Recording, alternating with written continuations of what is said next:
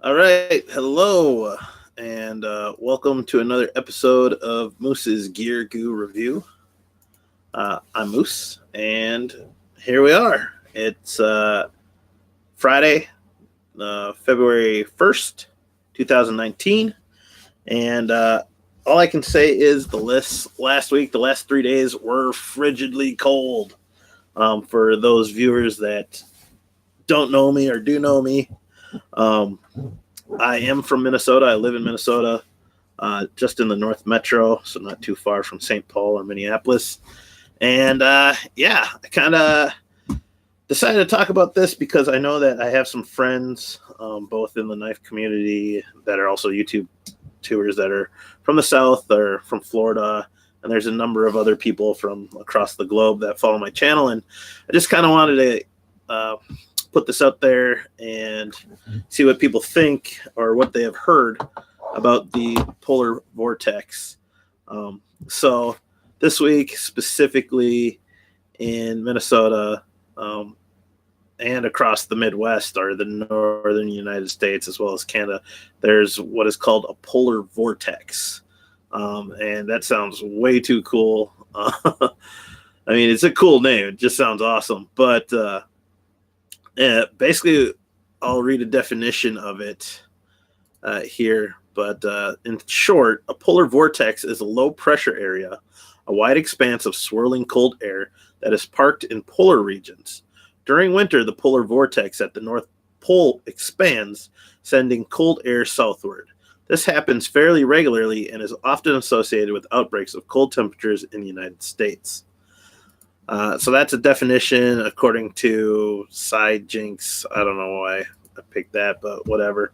That's their definition. What I also heard is basically above a certain latitude, there is the polar air that's housed around the North Pole. And throughout every so often, the polar vortex, rather than having kind of a standard circular area, will start to wave and swirl. And so one of those waves, the polar vortex at its valley point, the lowest point, will reach down across the center part of North America, cutting through Canada and into the United States and the Southwest. And so that's what was happening. There's this wave undulation of the perimeter, more or less, of the polar vortex, and it just dips down and cuts right through the center of the continent. Oh, hey, what's up, Freak Show movie? When was your last return from the Arctic Circle? It was yesterday, basically. So, yeah, that's basically what the polar vortex is. And I just wanted to share some of the experiences because growing up in Minnesota, I believe I've lived through three of these, like three legit polar vortexes. Obviously, one was when I was way too young to remember, I believe. And from what I've heard from other old timers, or what my mom has even told me, was that, things were always used to be really cold here. Have any penguins gotten swept up in the howling winds of the polar vortex? No. I think penguins only live in Antarctica. But that being said, no, we did not get any penguins, but I'm digging the questions. Keep them coming. But that being said, it got super cold. Now, a lot of people are seeing across the news polar vortex, and for a quick moment, there's a little bit about Minnesota. And honestly, like the coldest parts of this vortex cut through parts of North Dakota, a little bit of northwestern, or a decent amount of South Dakota, and then a lot of it came straight through Minnesota on its way down through like Iowa and Wisconsin and Illinois. But for whatever reason, everyone's focusing on Chicago. And don't get me wrong, it's cold in Chicago, but I wanted to read off some of these numbers that I found. And basically, the actual air temp. Now, a lot of times when you're looking at weather, there's, especially in cold, there's the actual air temperature, standing air temperature, and then there's the wind chill. And for the highs, as far as standing air temperature goes, the lowest recorded was negative 45 degrees Fahrenheit. That's the actual air temperature, not including the wind chills. In the Twin Cities, Minneapolis specifically, it said negative 23.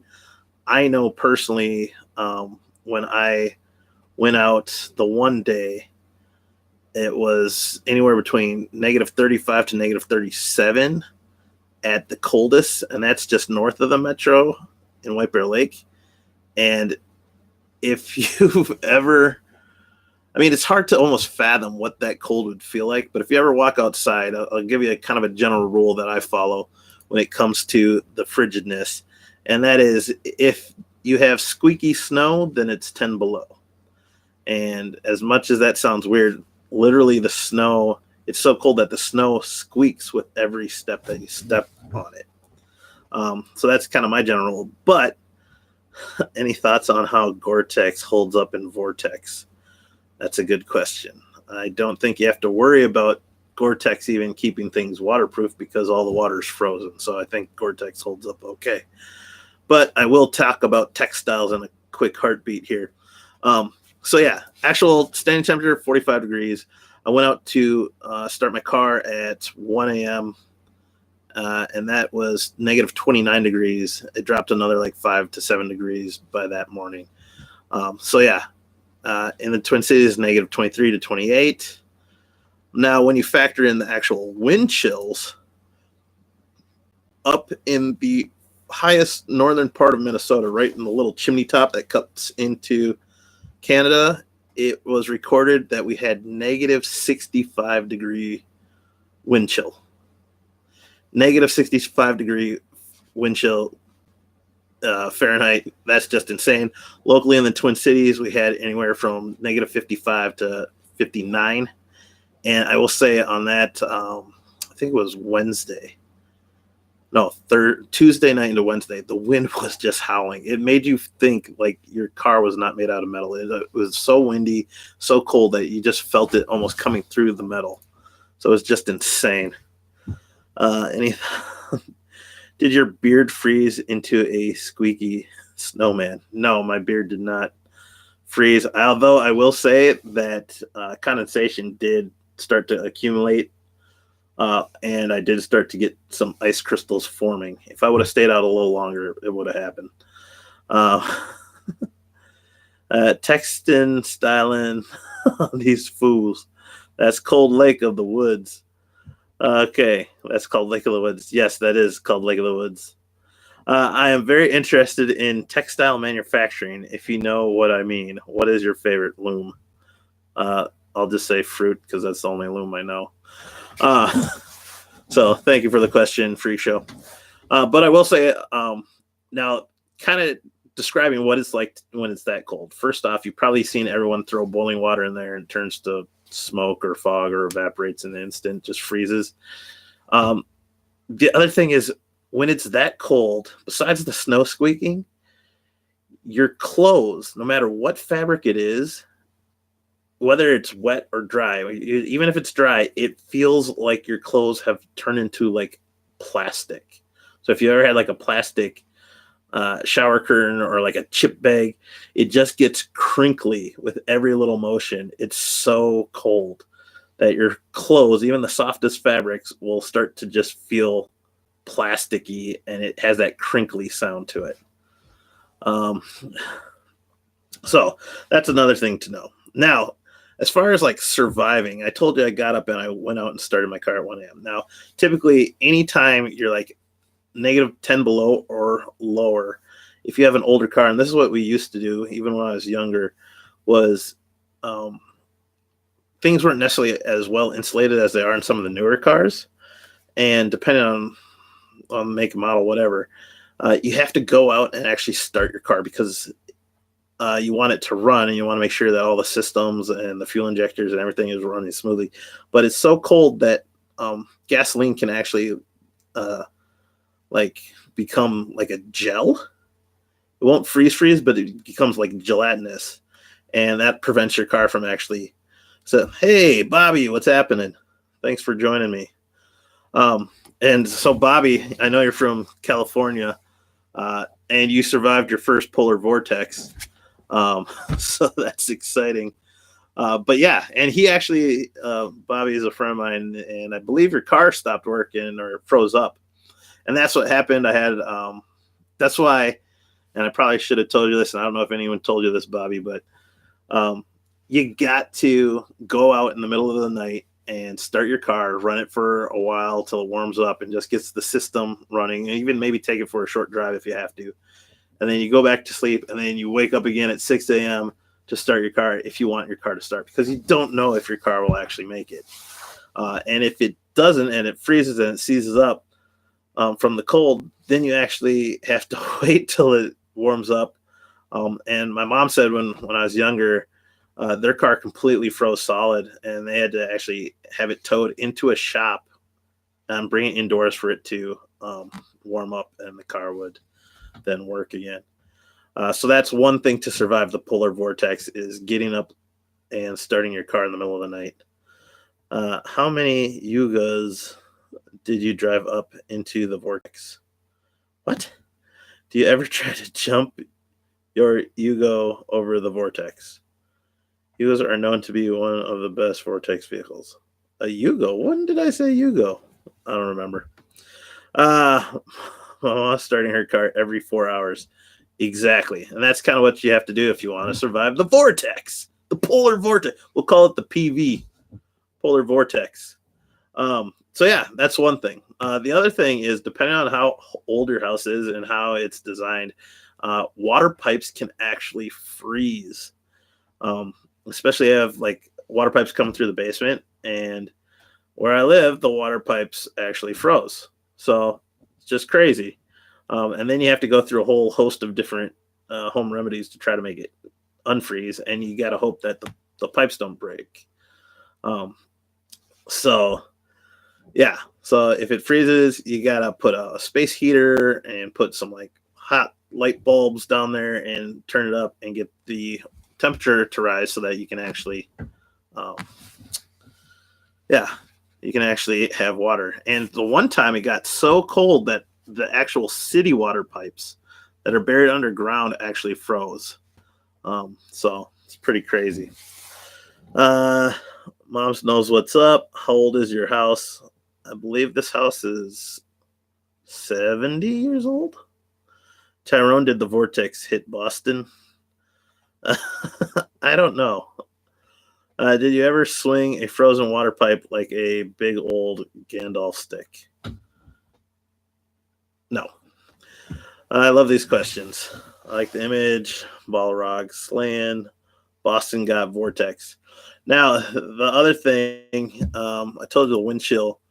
One of the local doctors at one of our hospitals here was quoted on the news as saying that he was seeing tons of people coming in for frostbite, and not just your standard kind of superficial frostbite. He said that he was seeing numerous patients come in with actual like 4th degree frostbite, and that's where your skin is frozen all the way to the bone. So he said it was pretty extreme with what people are doing, and it's one of those things where it didn't matter what your clothes look like. You just needed to bundle up if you're gonna step outside for any amount of time, especially when it was like sub 30 degrees.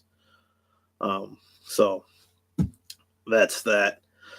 So you gotta, so like starting your car, if you don't want your pipes to freeze, you got to keep the water moving. And so at times when you go start your car, turn on the sink, let the water run a little bit for a while. Make sure you're getting water moving through there because it's harder to freeze moving water, and that'll keep your pipes from freezing. So there's another hint there. What a good way to bundle up in a pinch. I say grab every shirt you have, starting with the smallest size, and work your way up until you can wear as many layers as possible. Yeah. Also stay hydrated. It's really important to stay hydrated even when it's really cold out, because your body uses the water in your cells and in your body to thermoregulate. So if you want to stay warm, you got to have good circulation. So don't wear clothing too tight. That's going to cut off the circulation. And then you got to Yeah, stay hydrated. Do those earmuffs keep those ears warm? These are actually headphones. And yes, they do keep my ears warm. Thank you. A bit off topic, but does anyone remember the game Hydro Thunder? Yeah, I do. Good questions. I'm surprised Quadro isn't here. All right. What else? So, anyone have any other experiences they want to share if they went through the vortex? And not to discredit Chicago, don't get me wrong. Chicago's the windy city, so I can only imagine how cold the wind chill was. But give it up to Minnesota because we're dropping the record temps here. Like I said, negative 65-degree wind chill. Beat that, Chicago. Just saying. Actual air temps. Negative 45 degrees, actual air temp. That's colder than your wind chill, Chicago. Come on now. Calling you out. Did you seal those earmuffs to your beard? No, I can't do that. I went through the vortex. I returned on a plane Tuesday night as I exited the plane and walked down the exit ramp. I went into the vortex and flew up into the ice clouds like an Evel Knievel. It was like the Arctic indoors. Well said. Well, and then the other thing, guys, that was requested of us as a good citizen of the metro area of Minnesota, the don't want to do that. The gas company actually asked us to turn our thermostats down to 63 or 62 degrees because we're starting to see a shortage in natural gas from heating our houses. That's how cold it was in Minnesota. So think of that. Like usually there's like shortages of water during a drought, but this was so cold that people were pumping their furnaces nonstop just to keep warm. And we were starting to short out on natural gas. So pretty crazy.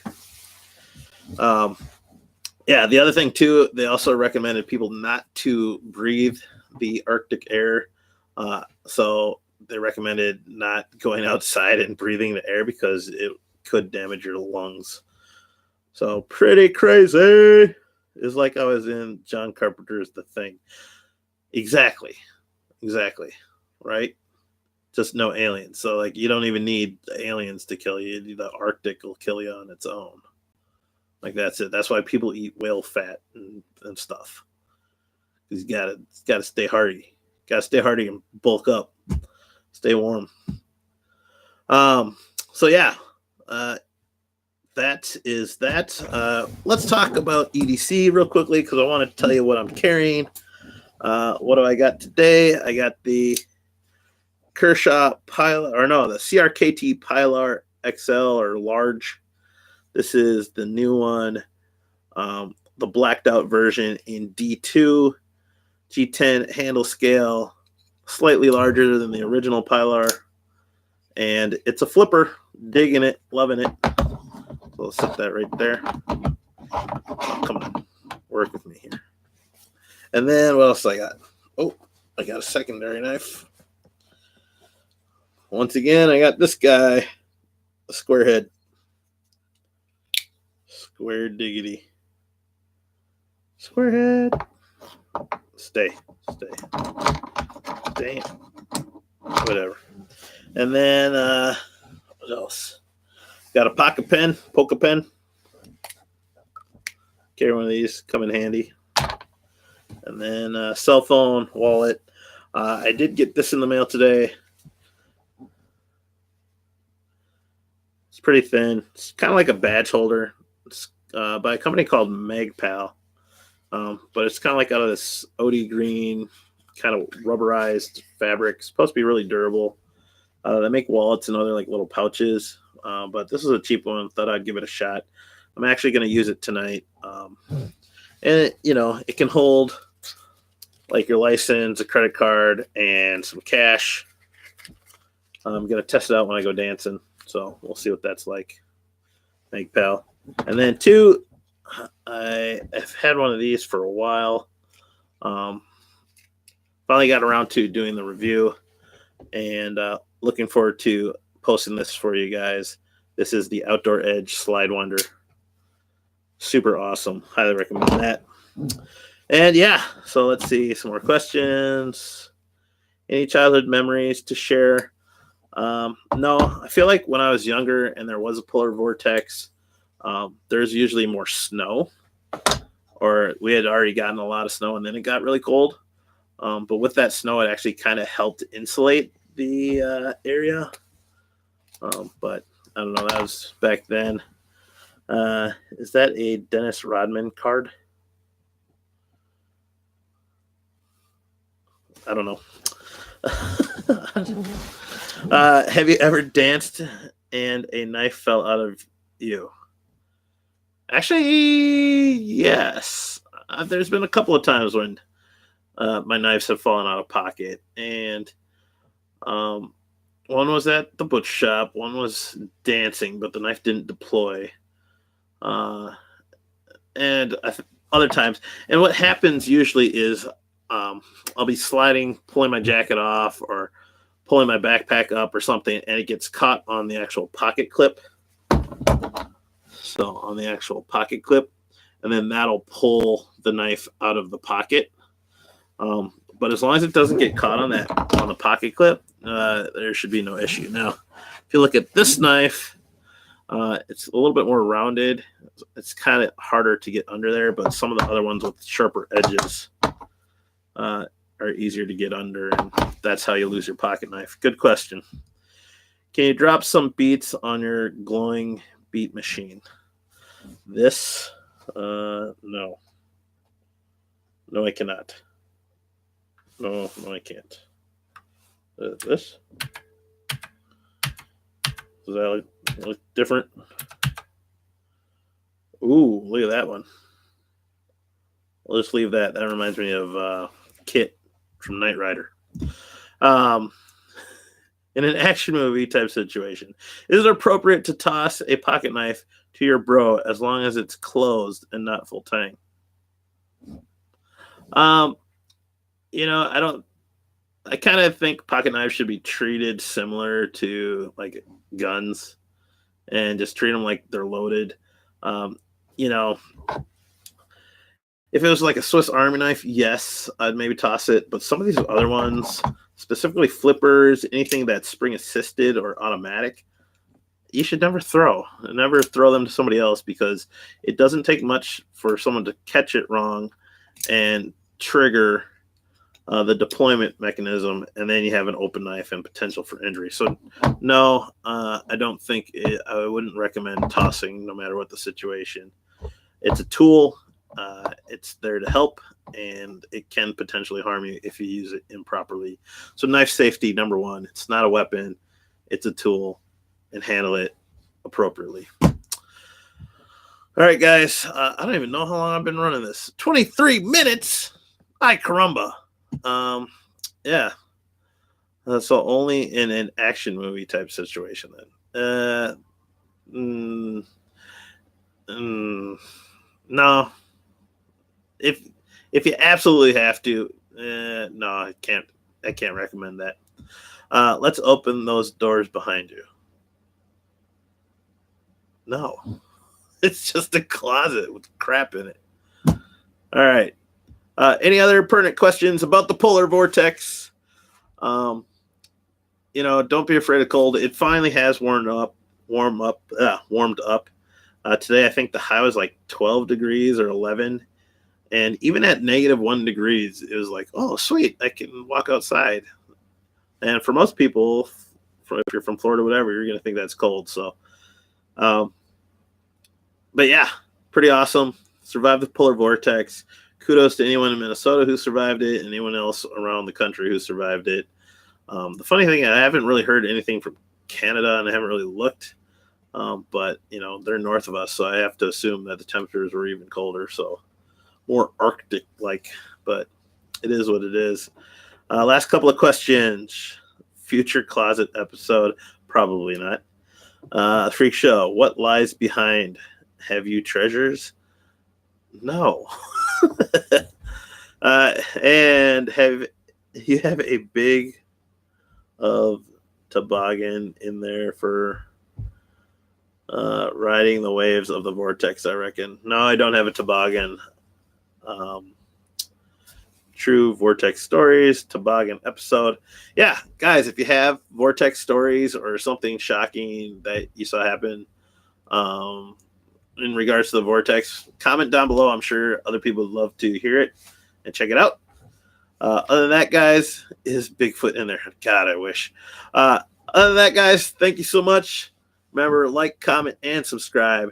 Share this video and anyone else who wants to know more about the vortex in Minnesota. And other than that, thank you, and I'll see you outside.